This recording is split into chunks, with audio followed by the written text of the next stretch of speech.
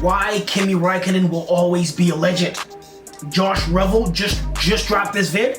What is it, a couple hours ago? So I'm saying this should be nice and recent, nice and a banger, because he has a nice little what's it called? He has a sense of humor. Yeah, that's the word. That's the phrase. So this should be interesting. Link in the description for check out no video. Don't forget to like, subscribe to the channel, and let's run up the vid. Let's don't waste any time. Starting now.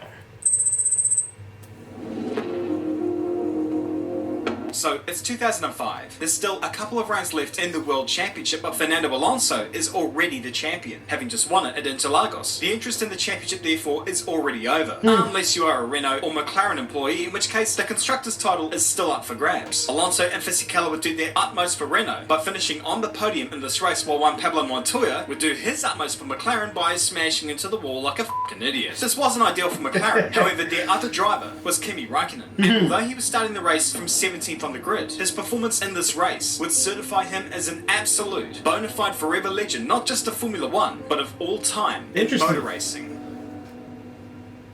Well, okay then. Given the nature of this video, it's imperative that we look back at Kimi's beginnings. Born in an area of Finland where Finnish is the second language to vodka, Kimi won every karting accolade in the region before trying his hand at car racing, as you do when you're Finnish. He ran around in Formula Ford for a couple of meetings before immediately going back to karting. He then made his way to Formula Renault in the UK in 1999 after Dave and Steve Robertson gave him enough coin to drag him out of karts. He wound up winning the Winter Series that year. Once the year 2000 came along and the world hadn't ended yet, Kimi competed in 2 racing series that year, Formula Renault UK and the Formula Renault Euro Cup. In the latter, he only partook in a couple of races, although he wound up winning both of them at Donington and Spa. And with that UK Championship, he would finish quite a way ahead of Ryan Dalziel to take the title. So a pretty good start to his campaign, and his junior Formula plans for 2001 were pretty straightforward. Ditch junior Formula and go straight to Formula One.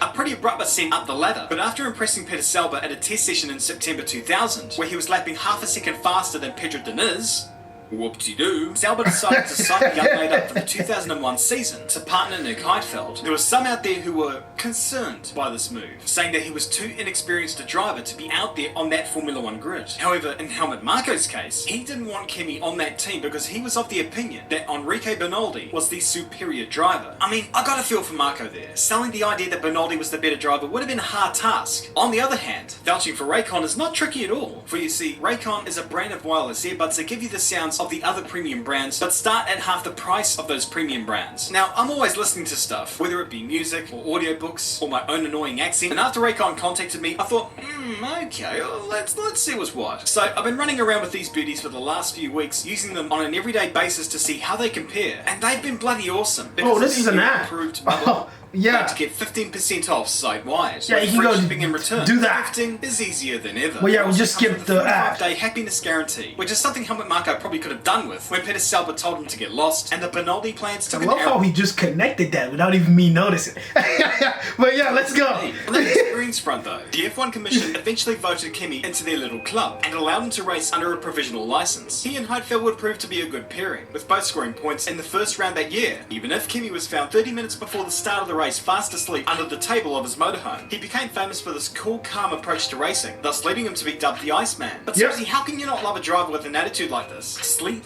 sleep, race, repeat. That year was a decent one for Sauber, with the team finishing in P4 in the Constructors' race. Heidfeld, who got a podium in Brazil, was heavily linked to McLaren after Mika Hakkinen fled to sabbatical. And with Nick having been part of the McLaren family for a while, he was naturally assumed to be the heir to the throne in that regard. But he wasn't. Now, that must have sucked, because you could see that McLaren were looking at this guy like, wow, you're quick, you're a great ambassador for the brand, you've got good racecraft, you've got good... Oh, no, wait, hang on, you're 5'11". Instead, they went for Kimi, who was also linked to Ferrari, although apparently he turned them down because he strolled into a fortune teller's tent one night who foretold him about Austria 2002. He wasn't so keen on the idea of playing second fiddle, and so went off to working to partner David Coulthard for the 2002 season. Yes, sir. Score a podium in the Demolition Derby race in Melbourne, although this didn't exactly herald a stream of amazing results for him. In the 17 races that year, his car failed him 8 times, and even in the times where it didn't fail him, such as in France, fate intervened and prevented him from winning his maiden Grand Prix. 2003 was a little bit better, save for the debacle that was the MP4-18 that Adrian Newey was hell-bent on putting onto that grid. If you don't know the story behind that, basically, the drivers just didn't want to drive it anymore after it kept on throwing them into the wall during testing. But the car that did actually take to the grid was solid enough as it was. It was certainly good enough to take Kimi to his first Grand Prix victory in Malaysia that year. Yep. And although he didn't win anything else, he turned up to the last round in Japan with mathematical chance of winning the title. It was a long shot, for sure, but to hell with it, what's the harm in trying? He started that race from 8th on the grid, but Michael Schumacher, his main competitor, decided to make life a little bit difficult for himself by starting down in 14th. Okay, there's still a chance here. Ultimately though, Rubens Barrichello took victory in that race, preventing Kimi from getting the points needed to win the title, and even if he did win that race, Schumi's 8th place finish wrapped up the title anyway. Kimi perhaps may have had a better shot at the title if at the Nürburgring his engine didn't go bang, or if the checker flag dropped a little earlier at Interlagos, or if Ferrari didn't whinge to the FIA about the tyre legality on a McLaren, which is hardly a new thing. But ultimately, it was a great run from Kimi, although 2004 was a total show. McLaren really didn't deliver him a car worthy of carrying him to a title run, even if Ferrari hadn't turned up with that Goliath of a car. Slow, unreliable, up until the revisions helped the car's performance enough to give him a win in Spa, being at least some creme of comfort, I suppose. 2005, however, would bring with it,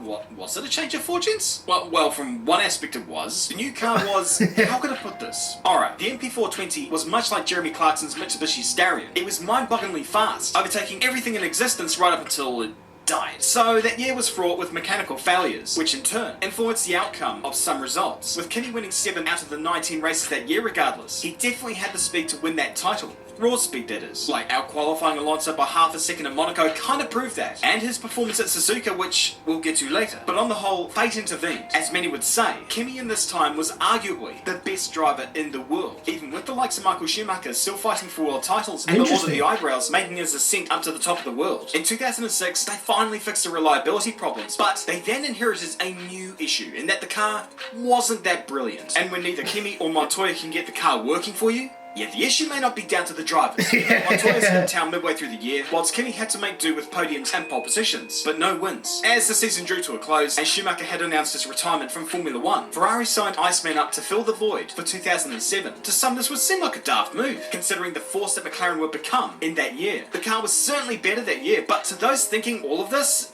you are aware of what happened that year, right? Yep. Round 1 in pole position, fastest lap, race winner. Boom. It was a fantastic start for Kimi, although he did struggle to make something of the new tyres and thus started to fall away from the leaders as the season drew on. By the 7th round of the year, he was 26 points behind Lewis Hamilton in the standings, but then he won at Manicourt and again at Silverstone. These 2 Grand Prix wins meant that he was now just 18 points behind Lewis. Quite a ways granted, but it wasn't impossible to win this thing. He failed to finish the boat race at the Nürburgring, but from there on in, he would score a podium in every remaining race that season. Remarkable consistency and great for his championship cause, even if Lewis had it totally sewn up. There was no way he was going to blow a 12-point lead with 2 rounds remaining. At least, one would have thought that before he found out that the canvas of the tyres don't have much grip. And so for the final round that year in Interlagos, 7 points separated Lewis and Kimi. Still kind of implausible, but then again, you never know what may happen. And what happened was some gearbox issues for Lewis early in the race. This threw him down the order and would eventually come home in 7th place. Kimi, meanwhile, would side on through to take the win with teammate Felipe Massa. He said, I need these. So what did he say? Well, I need these. You guessed it. Tough. Kimi Raikkonen became the world champion by 1 point. A little tighter than he would have liked.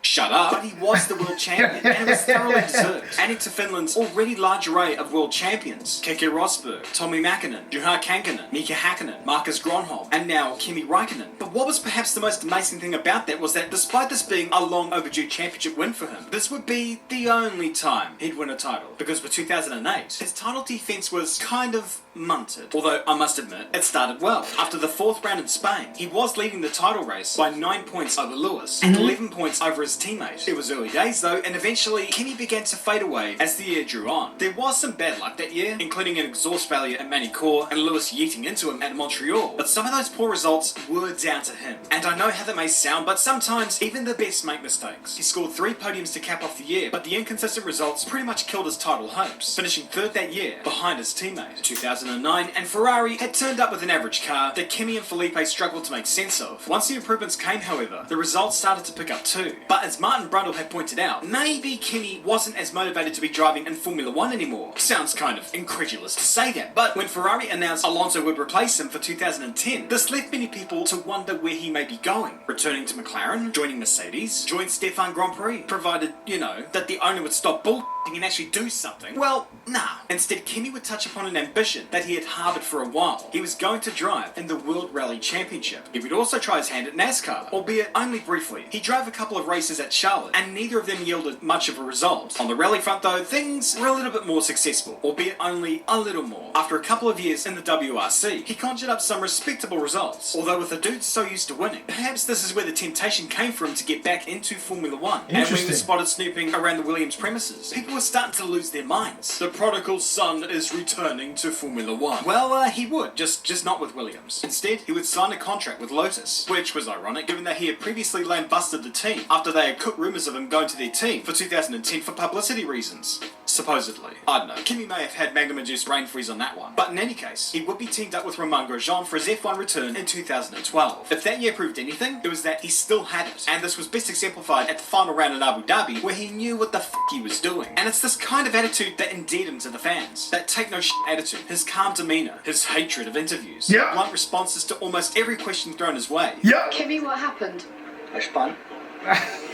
The only thing is that in recent years, it seems that that's all anyone's ever talked about with Kimi. They never seem to refer to his on-track stuff, which is why we're all here after all. And after finishing in P3 in the standings in his F1 return in 2012, he would kick off 2013 remarkably well, winning the race in Melbourne with the fastest lap. However, despite finishing second 89 million times that year, things within the team weren't so hot. F1 drivers are already paid an absurd amount of money, but as part of Kimi's contract with Lotus, he would be paid 50,000 euros for every point that he scored. In the 2 years that he was there, he scored 390 points. Now, I ain't a mathematician, but when you add that up, it works out to 19,500,000 euros owed. And rumours abound he wasn't being paid. There were also other internal problems, with verbal fits being flung around, and the threat of Finland waging war with Western Europe should he be asked to roll over for Grosjean. Such was the tension within the team, that he almost didn't bother racing in Abu Dhabi at all. And when he ended up retiring from that race, he just left.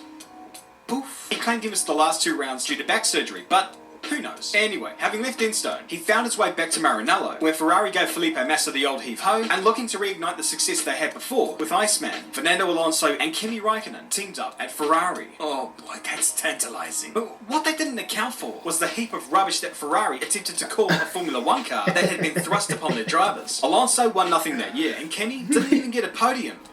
Ow! Struggling to get to grips with the brake-by-wire system, and with the car behaving like a dog with worms. This was not the Kimi we wanted to see, and it sure as wasn't what Ferrari were expecting. When Sebastian Vettel came in 2015, things did not get a hell of a lot easier for Kimi there on in. Truth be told, in the 4 years they were teammates, it was clear who had the upper hand there. Not that he didn't have his moments. In his last year with the Scuderia, Kimi performed valiantly at Monza, scoring pole against the might of the Merckx-Lewis combo to the delight of the Tifosi. And in Austin, he would take his first win since 2013, fending off Hamilton in fine style. However, even this wasn't enough. For 2019, Ferrari would bring on their protege Charles Leclerc, while Kimi went back to his old team at Sauber, now known as Alfa Romeo. The team was never going to deliver him a car worthy of the Kimi we know, but this move kind of signalled the beginning of the end in a way. He still put in some heroic performances, but how long was he going to put up battling for 12th on the grid? The answer came in 2021 when he announced his retirement from Formula 1. And so on the eve of his final race in Formula 1, we reflect upon what he's done in the sport. Looking at the last few years doesn't help. The fun side of Kimi, the mean-tastic side, I guess you could say, was always put at the forefront when it came to media or...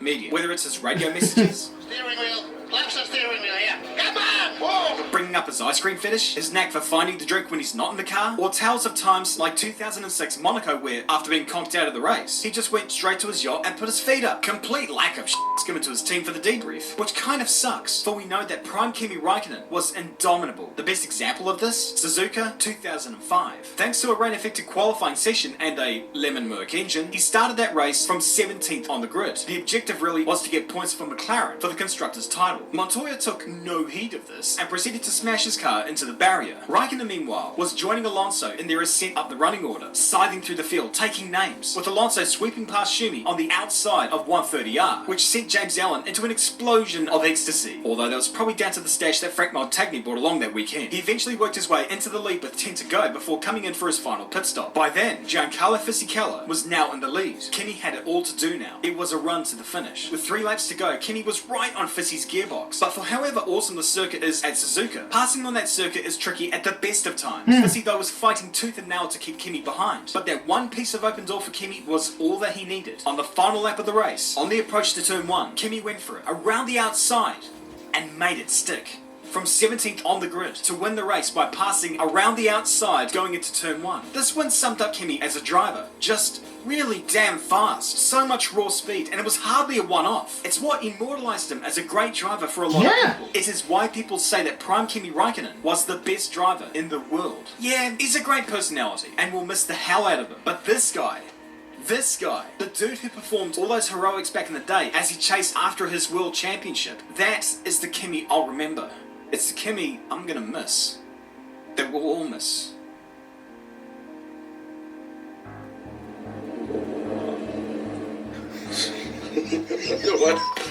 Anyways, thank you all for below, subscribe to the channel if you're awesome, and always remember, keep it respectful. As always, I'll see you all later.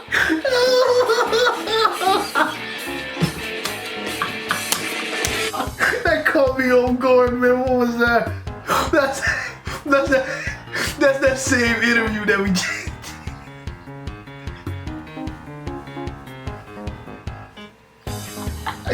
Oh, why did that catch me off guard so much? Oh, that's the same interview that we checked out, that he didn't even dignify the reporter with a response to it. Oh my God, caught me off guard. I was starting to feel, like, you know what I'm saying, feel emotional and something that just hit me. But yeah, hopefully you enjoyed the video. We're probably gonna we're definitely gonna check out his battle against Alonso in the next video. I don't know how I didn't find that one. I'm gonna look for that right now and check that out. But yeah, hopefully you enjoyed the video. Let me know what you think about the video in the comments. If you enjoyed the video, don't forget to like, subscribe to the channel, and with speed and flair, the Iceman glide. See you guys in the next video.